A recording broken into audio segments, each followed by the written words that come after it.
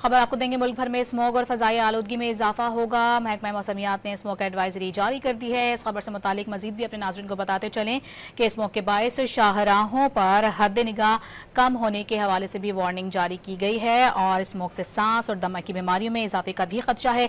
बच्चे और ख़ास तौर पर बुजुर्ग स्मॉग की सूरत में घरों से बाहर ना निकलें। महकमा मौसमियात की जानिब से जारी करदा एडवाइजरी में यह वाज़े तौर पर हिदायत जारी की गई हैं। मुल्क भर में स्मॉग और फजाई आलूदगी में इजाफा होगा। महकमा मौसमियात ने स्मोक एडवाइजरी जारी कर दी है।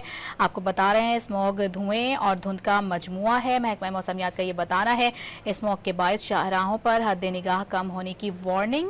स्मोक से सांस और दमे की बीमारियों में इजाफे का भी खदशा जाहिर किया जा रहा है। साथ ही बच्चे और बुजुर्ग स्मोक की सूरत में घरों से बाहर ना निकलें। ये वाज़े तौर पर महकमा मौसमियात की जानिब से हिदायत जारी कर दी गई हैं।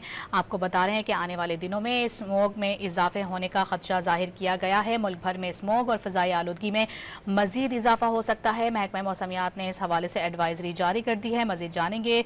डॉन न्यूज के नुमाइंदे मोहम्मद तैमूर हमारे साथ मौजूद हैं। तैमूर, बताएगा आप।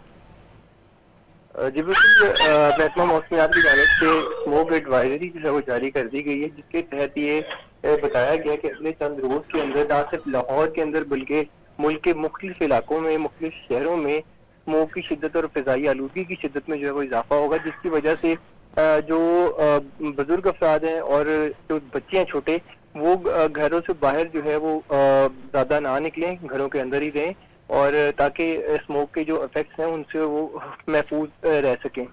इस हवाले से स्मोक एडवाइजरी महकमा मौसमियात की जानिब से जारी कर दी गई है और बताया ये गया कि अगले चंद रोज के अंदर जो पाकिस्तान के बड़े शहर हैं वहाँ पर जो स्मोक की शिद्दत और फिजाई आलूदगी की शिद्दत है वो बढ़ेगी। जी, बहुत शुक्रिया आपका तैमूर।